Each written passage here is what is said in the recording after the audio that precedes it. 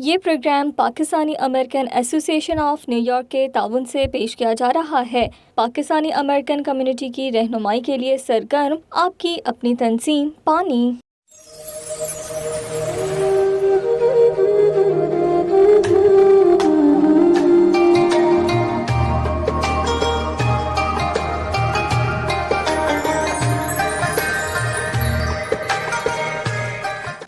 اعوذ باللہ من الشیطان الرجیم،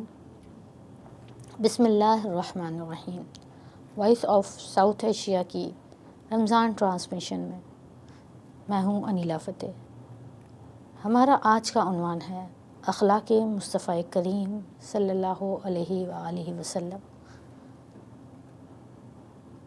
اللہ رب العزت نے قرآن پاک میں ارشاد فرمایا، بسم اللہ الرحمن الرحیم، انک لعلی خلق عظیم، صدق اللہ العظیم، کہ آپ نبی مکرم علیہ الصلاۃ والسلام کو اخلاق کے اعلیٰ مرتبے پر فائز فرمایا۔ حضرت عائشہ صدیقہ رضی اللہ تعالیٰ عنہ ارشاد فرماتی ہیں کہ نبی مکرم علیہ الصلاۃ والسلام کا مفہوم حدیث ہے کہ آقا کریم علیہ الصلاۃ والسلام کا اخلاق سراسر قرآن ہی ہے، یعنی آقا دو جہاں صلی اللہ علیہ وآلہ وسلم قرآن کی عملی تفسیر ہے۔ تیرے خلق کو حق نے عظیم کیا، تیرے خلق کو حق نے عظیم کیا، تیری خلق کو حق نے جمیل کیا، کوئی تجھ سا ہوا ہے نہ ہوگا شاہ، کوئی تجھ سا ہوا ہے نہ ہوگا شاہ، تیرے خالق کے حسن و ادا کی قسم۔ آقا تاجدار صلی اللہ علیہ وآلہ وسلم کا اخلاق کریمانہ۔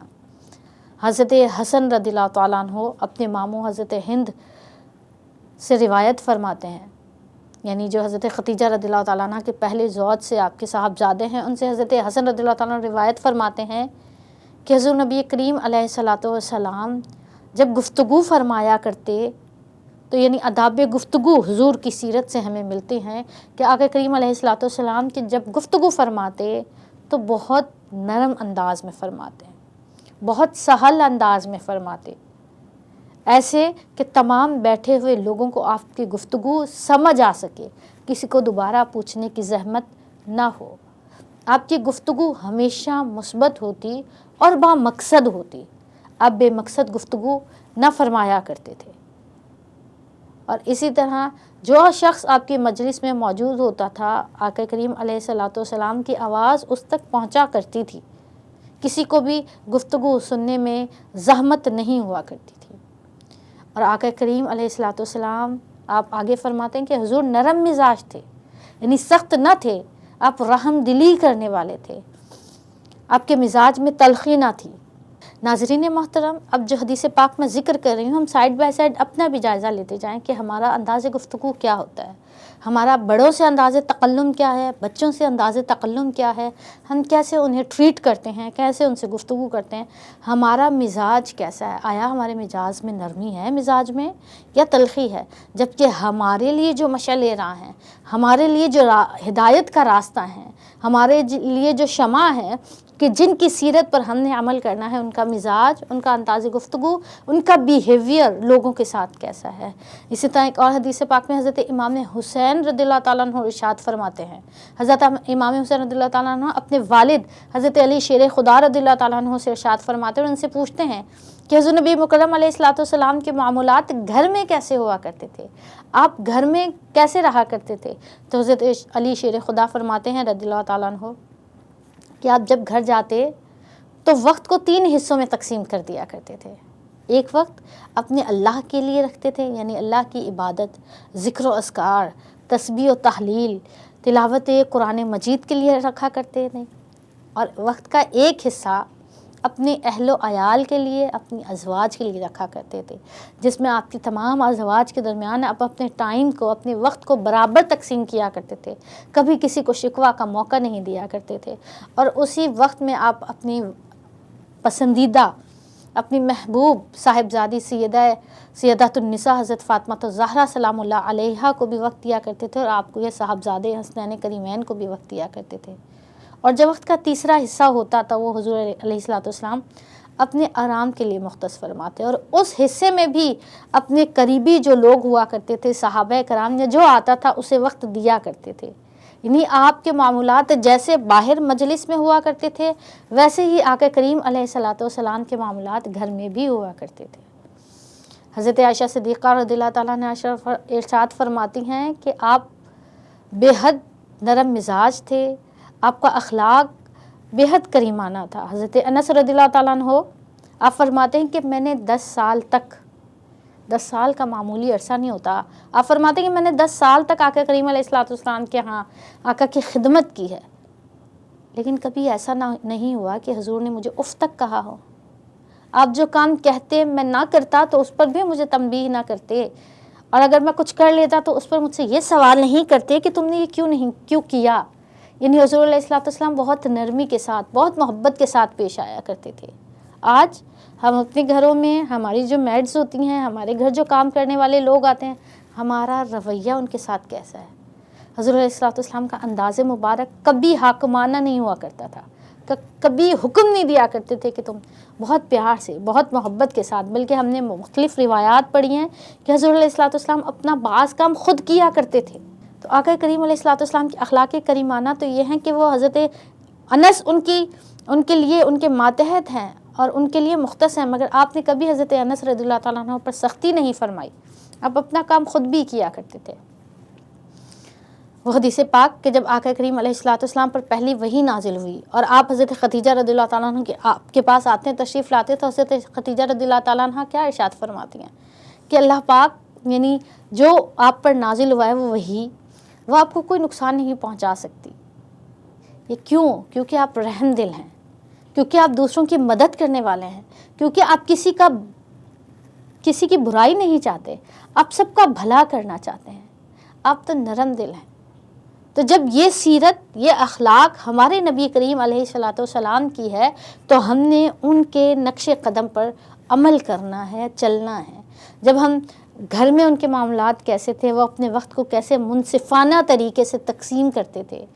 جو ان کے ساتھ، ان کے ماتحت ہوتے تھے، ان کے ساتھ وہ کیسا رویہ رکھتے تھے، ہم نے اسی کو آج کی اپنی عملی زندگی میں داخل کرنا ہے، تاکہ ہمارے معاملات بھی اس کے مطابق ہو سکیں کہ آقا کریم علیہ الصلوۃ والسلام نے ارشاد فرمایا کہ تم میں سے بہترین شخص وہ ہے کہ جس کے اخلاق سب سے افضل ہوں۔ آج ہم اگر دیکھیں تو ہمارے مزاجوں میں تلخی ہے، آج ہم معاف کرنے والے نہیں ہیں، ہم درگزر کرنے والے نہیں ہیں۔ ہم یہ سوچتے ہیں کہ شاید اگر آج ہم نے اسے چھوڑ دیا اور پلٹ کر جواب نہ دیا تو وہ ہمیں کمزور تصور کرے گا، ہم سلجھو نہیں رہے۔ تو اسی لیے آپ دیکھیں کہ گھر کی یونٹ سے لے کر سوسائٹی تک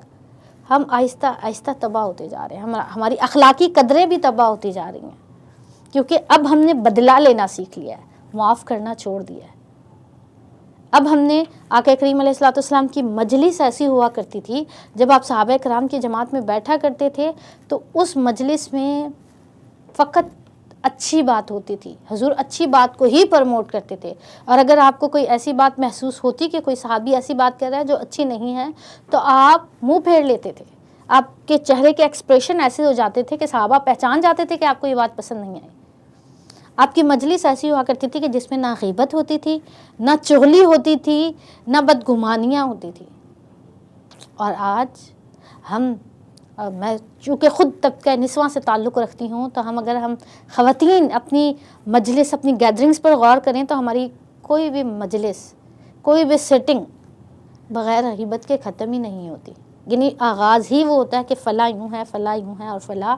یوں ہے، جبکہ آقا کریم علیہ الصلوۃ والسلام کی جو مجلس ہوا کرتی تھی، جو گیدرنگز ہوا کرتی تھی، وہ سیکھنے اور سکھانے کی نسبت سے ہوتی تھی، وہ اخلاق کو درست کرنے کی نسبت سے ہوتی تھی، وہ ایک دوسرے سے تقوی اور طہارت اور پرہیزگاری اور علم میں بڑھ جانے کے لیے ہوا کرتی تھی۔ جبکہ ہم اپنی مجالس کو دیکھیں، یہ بار بار ایک سمجھے ہم کیوں اپنی اکاؤنٹیبلٹی کر رہے ہیں کہ ہم نے اس راہ پر چلنا ہے، یہی راہ اللہ رب العزت نے ہمارے لیے متعین کی ہے، کیونکہ اللہ پاک نے ارشاد فرمایا ہے کہ لقد کان، بسم اللہ الرحمن الرحیم، لقد کان لکم فی رسول اللہ اسوۃ حسنہ، کہ تحقیق تمہارے لیے آقا کریم علیہ الصلوۃ والسلام کا اسوہ سب سے بہترین اسوہ ہے۔ آپ کی راہ سب سے بہترین راہ ہے، آپ کا طریقہ سب سے بہترین طریقہ ہے، تو ہم نے اسی پر عمل پیرا ہونا ہے۔ اور جب ہم اس پر عمل پیرا ہوں گے تو یقیناً ہمارے اخلاق جب سنوریں گے تو ہمارے ماحول بھی سنوریں گے، ہمارا ارد گرد بھی سنور جائے گا۔ اب جب واقعات کی طرف آتے ہیں تو دیکھتے ہیں حضرت قیلہ رضی اللہ تعالیٰ عنہ، وہ ارشاد فرماتے ہیں کہ جب میں حضور نبی کریم علیہ الصلوۃ والسلام کے پاس حاضر ہوئی تو میں کانپ رہی تھی، میں خوف زدہ تھی، میرا دل ڈر رہا تھا، اور میرے پر ایسی حالت اور ایسی کیفیت طاری ہو گئی تھی۔ تو آقا کریم علیہ الصلوۃ والسلام نے ارشاد فرمایا کہ اپنے دل کو روک لو، ڈرو نہیں، میں جابر بادشاہ نہیں ہوں، میں ظالم بادشاہ نہیں ہوں۔ یعنی قربان جائے حضور علیہ الصلوۃ والسلام کے جو دونوں جہانوں کے سلطان ہیں، جو تاجدار انبیاء ہیں، وہ فرماتے ہیں کہ مجھ سے نہیں ڈرو۔ جبکہ آپ دیکھیں کہ عام بادشاہوں کا عالم کیا ہوتا ہے، آج کے دور پہ بھی ہم نظر ڈالیں، جو ہم سے سپیریئر ہوتے ہیں ان کا انداز کیا ہوتا ہے کہ جو امپلائی ہوتا ہے وہ یقیناً ان سے ڈرتا ہے، خوفزدہ ہوتا ہے۔ تو آقا کریم علیہ الصلوۃ والسلام کی تعلیمات ایسی ہیں کہ جس میں ہمدردی ہے، جس میں خیر خواہی ہے، جس میں نفع بخشی ہے، اور جس میں دوسروں کی مدد ہے۔ اور ہم دیکھیں کہ رمضان کریم کا مہینہ بھی ہمیں کیا پیغام دیتا ہے، یہ بھی تو احساس کی بیداری کا مہینہ ہے کہ وہ 11 ماہ جب ہم پیٹ بھر کے کھانا کھاتے ہیں، جب ہم 3 وقت کا کھانا کھاتے ہیں، تو شاید ہمیں اس بھوکے رہنے والے کا احساس نہیں ہوتا کہ جو بھوکا رہ رہا ہوتا ہے، اور ہمیں اس کا علم بھی نہیں ہوتا، شاید وہ ہمارے ارد گرد ہی ہوتا ہے۔ مگر جب ہم رمضان کا روزہ رکھتے ہیں اور جب دوپہر کے وقت ہم کچھ نہیں کھاتے تو ہمیں کیا محسوس ہوتا ہے؟ ہمیں جب بھوک محسوس ہوتی ہے تو ہمارا خیال کبھی نہ کبھی ایسے لوگوں کی طرف جاتا ہے کہ جو کھانا نہیں کھا پاتے۔ تو یہ احساس ہی تو بیدار کر رہا ہے رمضان، ہمدردی کا، خیر خواہی کا جذبہ ہی تو بیدار کر رہا ہے رمضان۔ اس رمضان کریم میں ہم نے آقا کریم علیہ الصلوۃ والسلام کے اخلاق حسنہ کو، جیسا حضور اللہ رب العزت نے ارشاد فرمایا کہ وہی اخلاق حسنہ ہمارے لیے مشعل راہ ہے،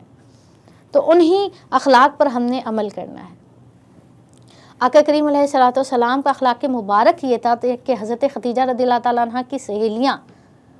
جب بھی کوئی بکری ذبح ہوتی ہے، حضرت عائشہ صدیقہ رضی اللہ تعالیٰ عنہ ارشاد فرماتی ہیں کہ جب وہ ذبح ہوتی تو اس کا گوشت